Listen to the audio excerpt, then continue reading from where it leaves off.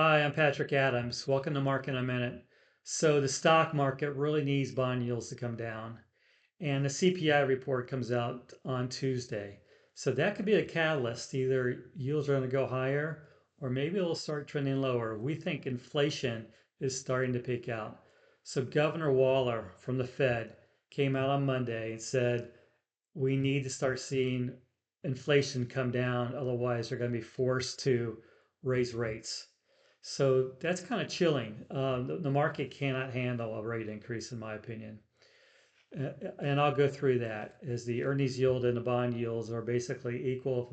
If we see yields continue to rise, it's really bad for the stock market. We have a shocking chart on AI.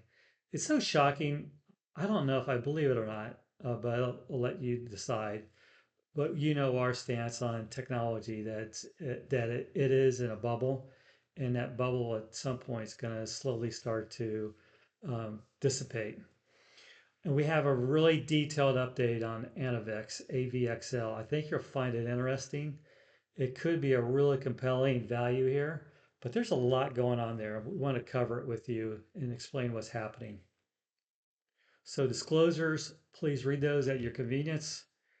Market update. So the 10-year treasury is now over 4.5%.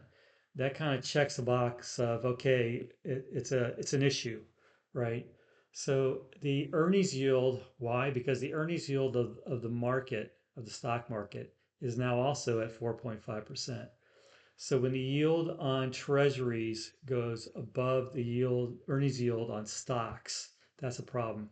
I assume everybody knows what earnings yield is. It's just simply the earnings divided by the price of the underlying index.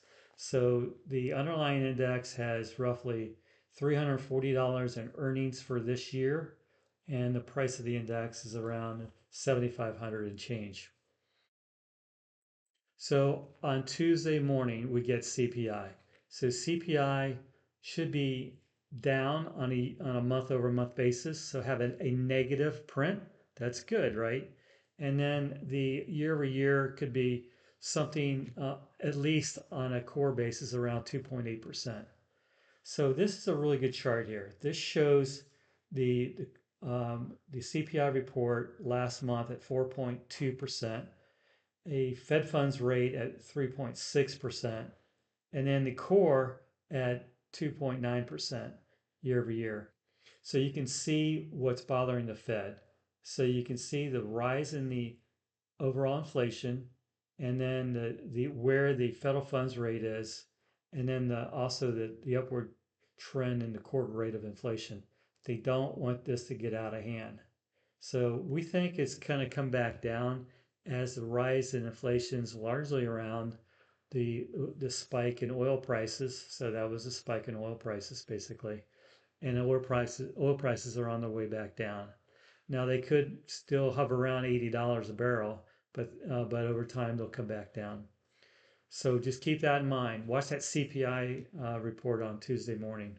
That's going to set the tone for the bond market and probably the stock market. Japan has a currency issue. This is the other thing that bothers the bond market. Um, they have a currency issue. Japan's has a really weak currency, right? To the point where they need to do something about it.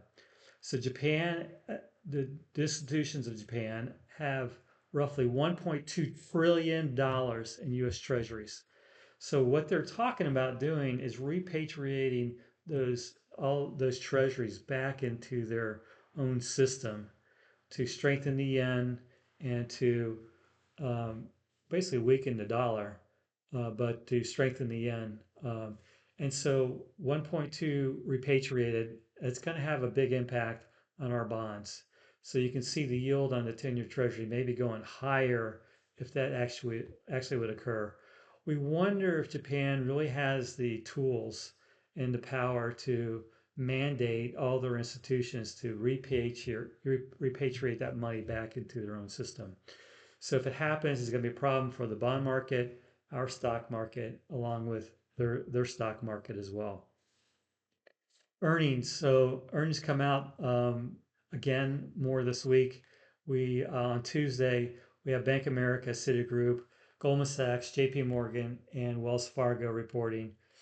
Bank of America gets a really good overview of what's going on with the consumer, i.e., the economy. So we like their reports to get that general information. But we think Bank of America is probably the one of the five stocks that probably looks the most interesting at this point in terms of their valuations and fundamentals. The upside for earnings. Okay, it's been strong, really strong. So this chart here, this is where the earnings started for 2027 at the beginning of this year at $3.40. Now it's up to $400 for the S&P 500, $340 to $400. That's roughly a 20% increase in earnings over that period of time that have been raised. So why is that happening? It's all coming from the massive price increases. I shouldn't say all, but a lot of it's coming from the massive price increases that the commodity semiconductor companies are charging for their chips, and the market's not going to put much of a multiple on that. So in thinking about next year, we're currently at 22 times this year's earnings. Okay, thinking about next year, that multiple is going to come down. So we think more like 20 times, unless we get a nice pullback in interest rates, right? That'll help. But otherwise, we're looking at 20 times next year's earnings or about 8,000 in current expectations. That's only up 5.6% at this point. So it's not a lot of upside potential for the overall markets to take on volatility of the overall markets that can range up to, 18%, standard deviation for the overall stock market. So the risk reward is not all that compelling now for stocks. If nothing materializes with Japan, yields come down on an absolute basis because inflation is coming down. We think it allows the Fed to have more flexibility and at least start to talk about cutting interest rates. Now, this is the chart I was talking about. So look at this chart. This is AI usage, right? Um, and so here is China, very low market share. And so this is, tokens. So of the top nine models in the world. So look at this. China is dominating in terms of usage now. And since basically May, they've had a huge pickup in market share versus the United States. So I kind of wonder, what's going on here? Are these real numbers? And I think what's happening is the US businesses have basically spent their budget on buying tokens or buying usage for the US AI. And it's a really expensive model for what the US is providing. And what China's basically doing is giving it away for almost nothing and getting the usage. So they have a lower cost model. They're going after it with price. So, if this continues, this is going to be a big problem. So we see the sentiment in general for technology stocks being really high, really positive sentiment. It's created a bubble in technology. We call it a bubble because basically technology and technology related stocks are roughly 50% of the S&P 500. So this is the third week in a row we've said this. We just want to make our point that everybody understands that this is not a sustainable trend, and something's going to knock this thing over. Could be competition, or just could be a slowing rate of change in the amount of build out that's going on. But maybe China's figured out a better model than what we have. It's just something to think about. So if these things start to break technically, you want to get out of the way of it. If you're long it, have big gains, I would probably take some profits, but I would probably get out of my positions until it starts to roll over. And then don't be hesitant. When it starts to roll over, get out of the way of it. Oh, one more point here. um, the long-term thought for computing, AI computing, in my opinion, is kind of like the mainframe, right? Remember the mainframe was replaced by the mini computer, and the mini computer was replaced by the PC. And we do a lot now with our smartphones. So that trend towards downsizing, I think the same thing's going to occur over time.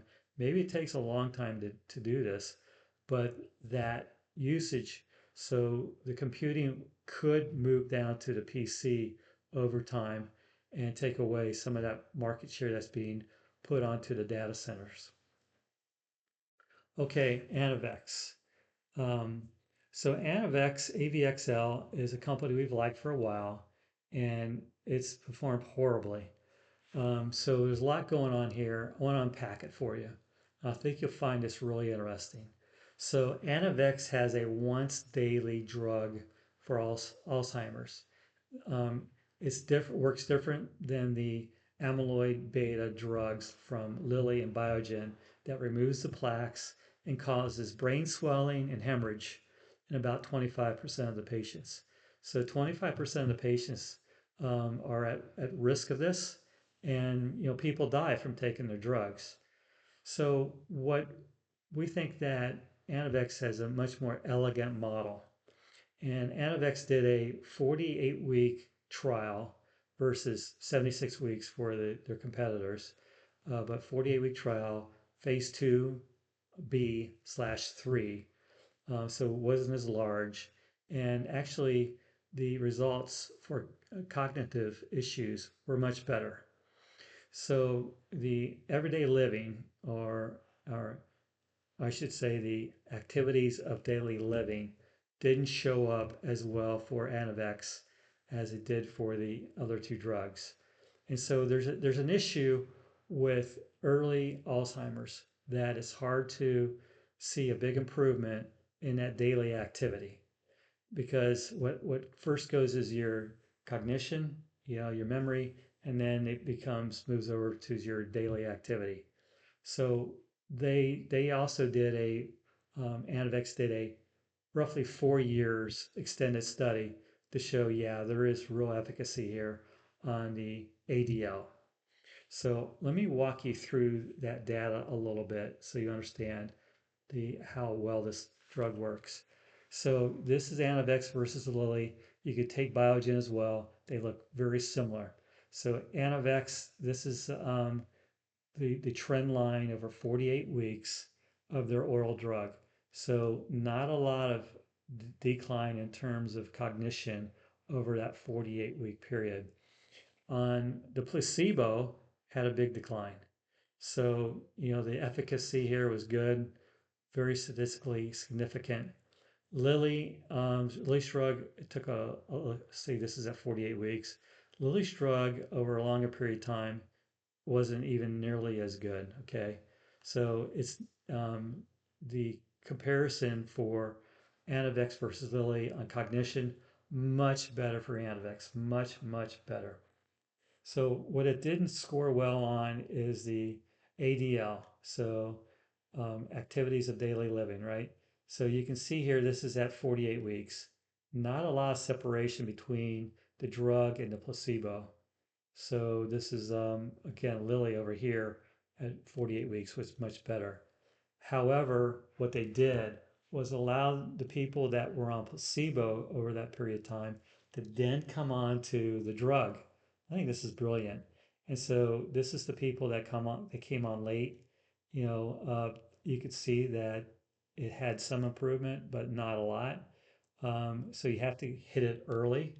And the longer you stayed on the drug, that separation became even larger. So this has, on a statistical basis, a p-value of 0.0015. And to have a significant drug, you need a p-value of 0.05. So you can see this worked nicely. Now, the other issues have been that the EMA, that they went to the EMA, which is Europe, to get conditional approval, and the EMA turned them down. And we think for some reasons, that were minor, but the real issue, I think they turned them down, is they weren't going to get conditional approval for a drug that didn't have this additional phase 3 trial, but that was oral, with 6 million people in Europe with Alzheimer's disease. This drug would have gone viral, right? There would have been no control over it. So they basically wanted them to run another phase 3 trial. So this is February. On April 30th, the CEO of the company was fired, and the board put out a note saying that it was for cause. We want to understand what the cause was. That strikes us kind of as odd, as the board basically helped frame the path forward. I wonder what the cause was for the CEO. I think it's just out of frustration, in my opinion. On May 22nd, Anavex received a delinquency notice from NASDAQ. So this is for not reporting their first quarter. So basically, you have a month and 15 days after the end of the quarter to report your quarterly earnings. And so along came the 22nd, nicely past the May 15th deadline. Um, so they didn't report, they got this delinquency notice saying, you need to submit a plan to regain compliance. So, in my opinion, what happened with this company, you really can't make it up. A lot of events that are just odd. Okay, we think they have a really nice drug. We think it's approvable. And so we reviewed the board, and I'm sure everybody on the board, I'm sure they're good people. They want to do their best, but we don't see the savvy, thought process of a good board from the backgrounds of the board of directors. So what savvy means is that you have people that have been there, done that before, that have been invested in biotechs a long time, or that have a lot of stake in the overall company.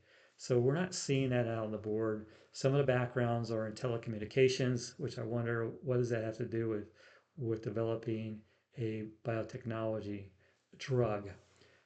So not filing the financials on a timely basis, there's no excuse for that. We know what the process is to do that. So there's no excuse for not filing those financials. And they need to give us a plan of how they want to move forward. So we would, myself and five other people, we put our nominations in to become board members. Leave the other board members on, right? Add six more, so you have a total of 12 board members on the board, and let us help. So some of the guys that are putting their um, nominations forward are just rock stars in biotech. So, and I own a lot of the stock, and my company owns a lot of the stock. So, what in our clients? So, we want to be of help to the overall board. So, we don't really want to run the board off, right? But we want to come in and help the overall company.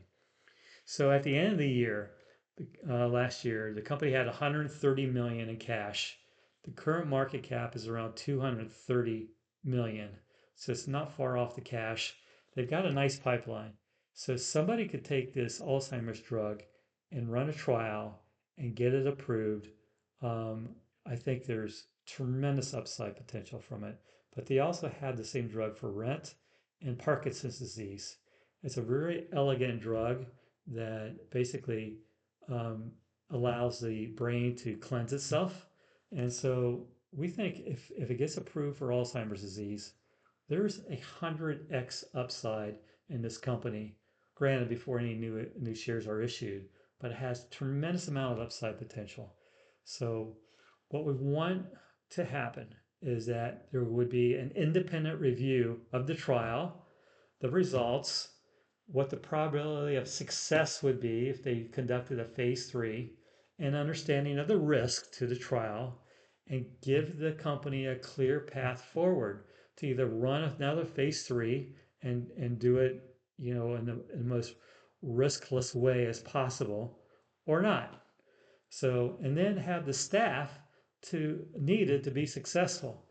So that's just simply what the board has to do. So the downside of the stock, what's the downside? So we think that the downside of the stock is cash or something higher than that. So cash is $1.40 per share roughly, and they've got this pipeline. So we think it's something above the $1.40 per share is the downside risk of the overall stock. The upside, as I mentioned, is about 100x. So a crazy upside. So how do we get 100x? So we think the stock, if this drug's approved, the stock eventually trades to it trades to 30 billion in value. It doesn't get there right away, but over time gets to 30 billion in value.